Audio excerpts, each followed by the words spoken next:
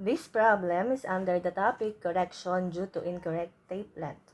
So, yung formula na gagamitin natin ay true distance is equal to the measured distance plus or minus the correction for every tape length times the quantity measured distance over the nominal length of the tape. So, yung gagamitin natin dito ay minus. Bakit? Kasi when measuring the distance between 2 points, kapag tape too short, isi-subtract natin yung correction. Dito sa problem, itong 158.40 meters ay yung ating true distance. Itong 50 meter naman yung ating nominal length. At itong 0.018 meters ay yung ating correction for every tape length. So, ilagay na natin yung mga given sa ating formula para mahanap na natin yung ating measured distance. So, we have 158.40 meters equals measured distance minus. Bakit ulit minus? Kasi kailangan natin i-subtract yung correction dahil yung tape natin ay too short. So, yung correction natin ay 0.018.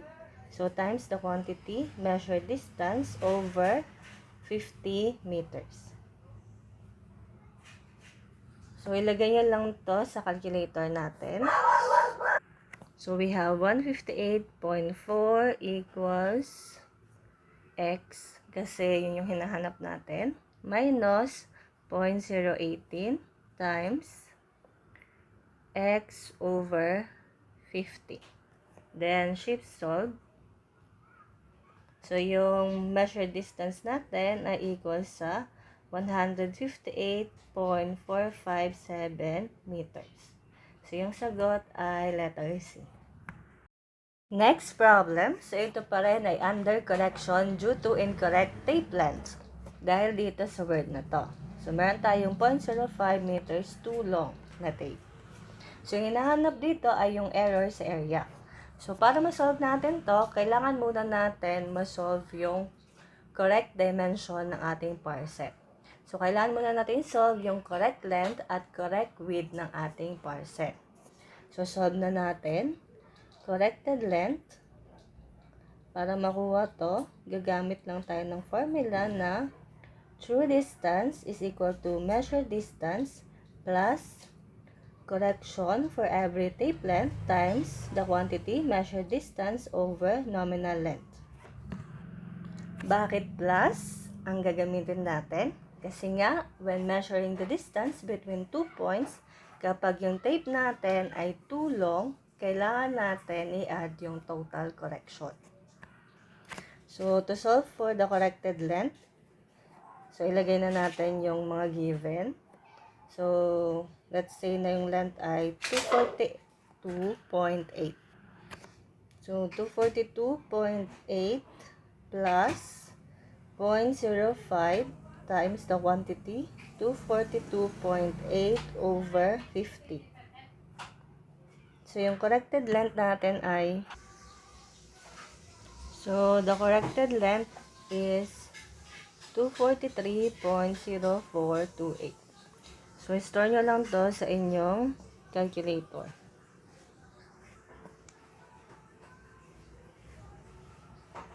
So, solve naman natin yung corrected width. So, ganun pa rin yung formula na naggagamitin natin. True distance equals measured distance plus correction for every tape length times measured distance over nominal length of tape. So, yung width natin ay 167.5. Ito yung measured width plus 0.05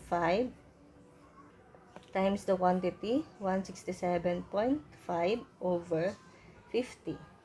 So, yung corrected width natin ay 167.6675. So, yung nakuha nyong sagot ay store nyo lang sa B. So, to solve for the error in area, i-minus nyo lang yung true area sa measured area. So, yung true area natin ay corrected length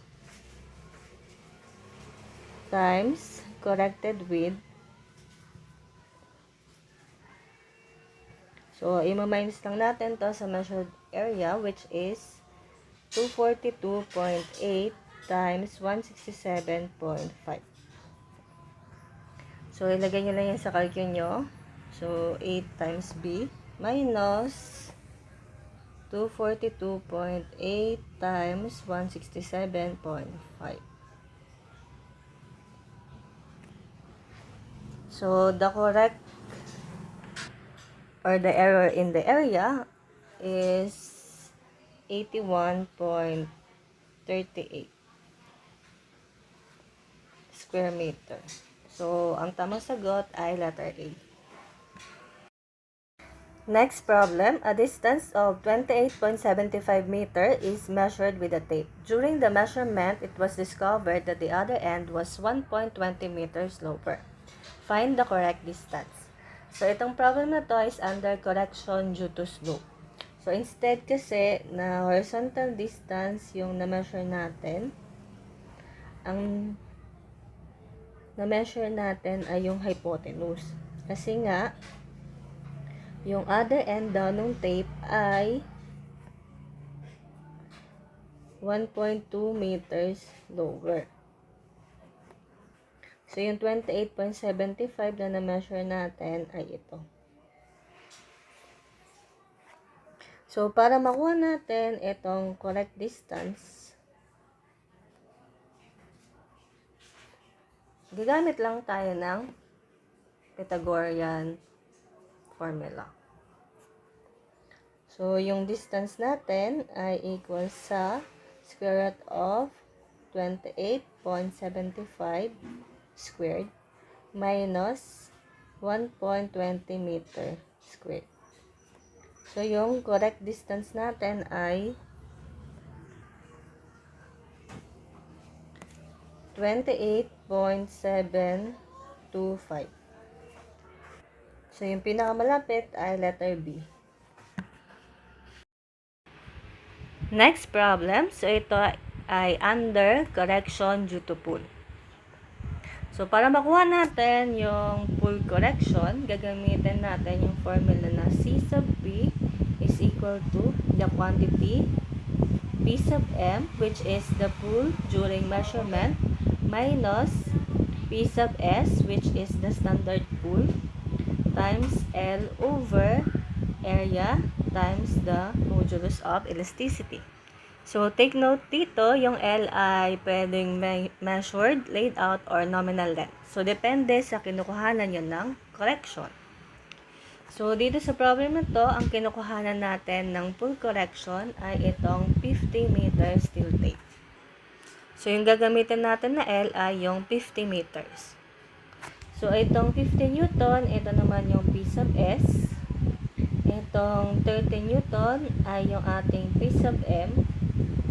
Itong 2.5 mm squared, ito yung area ng ating tape. At ito yung ating E. So, para makuha nyo yung pull correction, ilagay nyo lang lahat ng given sa ating formula. So, yung P sub M natin ay 30 minus 50 times yung L na 50 over. So, yung area natin ay 2.5 mm square. So, take note, yung numerator natin, yung unit nito ay Newton meter. So, yung E naman natin ay 210 gigapascal.